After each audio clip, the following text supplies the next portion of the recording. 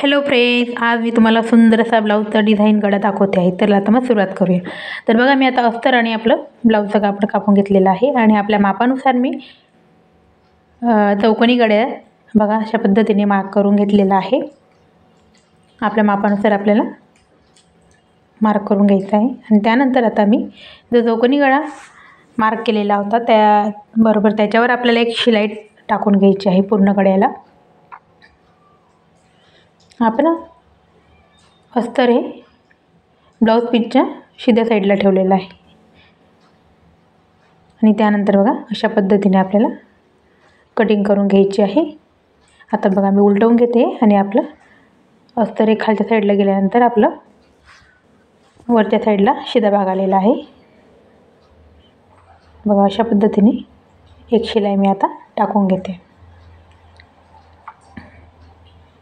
त्यानंतर आपल्या साईडच्या भागाला पण मी शिलाई टाकून घेतलेली आहे. एक्स्ट्रा कापड होता तो कटिंग करून घेतलेला आहे. तर बघा मी आता इथे कॅनव्हास घेतलेला आहे. तर कॅनव्हास हा आपल्या ब्लाऊजची जेवढी उंची आहे तेवढा घेतलेला आहे आणि त्याची लेंथ आहे 2 इंच घेतलेली आहे. तर अशा पद्धतीने आपल्याला अगोदर 1.25 इंचावर मार्क करून घ्यायचा आहे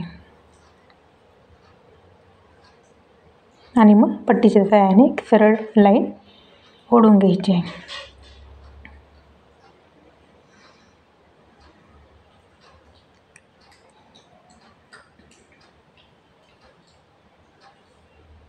अर्धा इंचाचा आपल्याला शोल्डरच्या कडचा भागला आपल्याला अर्धा इंच सोडून द्यायचा आहे आणि अशा पद्धतीने तुम्हाला तुमच्याकडे कोणत्याही प्रकारचं गोल आकाराचं असेल तर तुम्ही घेऊ शकता. तर मी इथे माझ्याकडे आयब्रोचा दोरा उपलब्ध होता तर मी अशा पद्धतीने बघा असे त्या आकारामध्ये मार्क करून घेतलेलं आहे आणि आता थोडंसं एक पॉईंट घेऊन आपल्याला एक शिलाई अशी टाकून घ्यायची आहे आणि आपल्याला बरोबर आता हे आपण जिथे अर्ध गोल आकाराचे आकार केले आहे तिथे आपल्याला शिलाई टाकायची. बघा मी आता अस्तरला प्रेसच्या सहाय्याने कॅनव्हास चिपकवून घेतलेला आहे. आता मी आता हे ब्लाऊजचे काठ वापरते आहे. तर त्यासाठी बघा सरळ पद्धतीने एक शिलाई आधी अटॅच करून घ्यायची आहे आणि त्यानंतर आपण जिथे पेनाने अर्धवर्तुळाकार आकार दिलेले आहेत तिथे आपल्याला त्या आकारावर शिलाई टाकून घ्यायची आहे.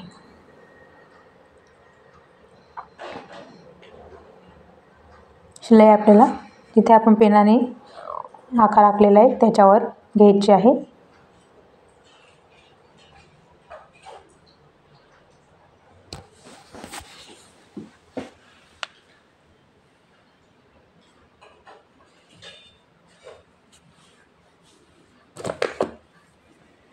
बघा मी पूर्ण शिलाई आता याच्यावर टाकून घेतलेली आहे. आता जो एक्स्ट्रा कापड आहे तो आपल्याला कटिंग करून घ्यायचा आहे. थोड्या थोड्या आकारावर आपल्याला असे छोटे छोटे कट मारून घ्यायचे आहे. तर अशा पद्धतीने आपल्याला कट मारून घ्यायचे आहे जेणेकरून आपला आकार व्यवस्थित येईल यासाठी. तर आता बघा आपल्याला जी शिलाई टाकली होती आपण ती आता आपण काढून घेणार आहोत.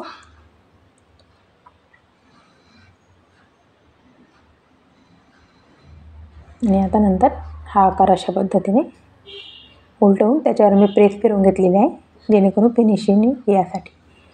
आणि आपल्याला अशा पद्धतीने तिथे थोडंसं आपला कापड आपण राहू दिला होता कापायचा तो आता त्याला दुमडून घ्यायचा आहे जेणेकरून आपल्याला आता इथे बुनके लावायचे आहे.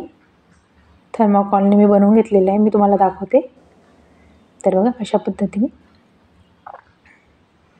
तर आपल्याला हे बुनके बघा मी साडीचा हा कलर आहे त्यामुळे मी हे साडीच्या कलरचे बुनके तयार करून घेतलेले आहे.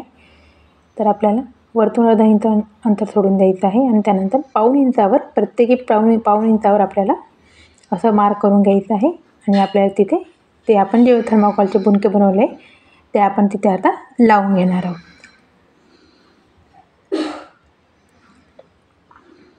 तर अशा पद्धतीने आपल्याला फिनिशिंगमध्ये व्यवस्थित ते बुनके लावून घ्यायचे आहे. जिथे आपण पाऊण इंच मार्क केलेलं आहे बरोबर तिथे लावायचं आहे आपल्याला. तर बघा मी पूर्ण आता बुनके अटॅच करून घेतले आहे. जो एक्स्ट्राचा कपडा आहे त्याचा पण मी कट करून घेते आहे बुनक्यांचा.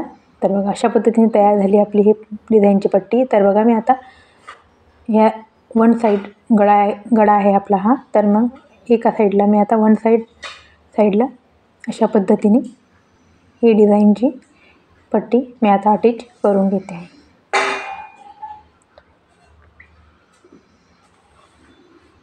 तर अशाच प्रकारचे नवनवीन ब्लाऊज डिझाईन बघण्यासाठी तुम्ही चॅनलवर नवीन असाल तर चॅनलला तुम्ही नक्की सबस्क्राईब करा, जेणेकरून असे नवनवीन व्हिडिओ मी अपलोड करत राहील ते सर्वात आधी तुमच्यापर्यंत पोहोचू शकतील. तर बघा असं फिनिशिंगमध्ये आपल्याला हळूवार शिलाई टाकून घ्यायची आहे. त्यानंतर आता जिथे आपण बघा या साईडला आता आपण तेव्हा आपण शिलाई नव्हती टाकलेली, तेव्हा आपण प्रेस फिरवून घेतली होती, त्यामुळे ती फिनिशिंग होती. आता आपण तिथे एक शिलाई टाकून घेतो आहे अशा पद्धतीने.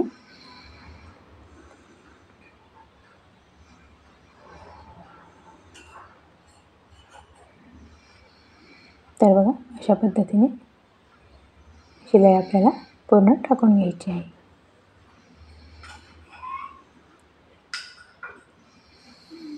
तर बघा मी आता ब्लाऊजला टक्स मारून घेते आणि आपल्या खालच्या साईडला पट्टी पण अटॅच करून घेते आणि मी तुम्हाला दाखवते. मग बघा मी आता टक्स आणि पट्टी पण खालची लावून घेतलेली आहे. तर बघा किती सुंदर पद्धतीने आपला गळा तयार झालेला आहे.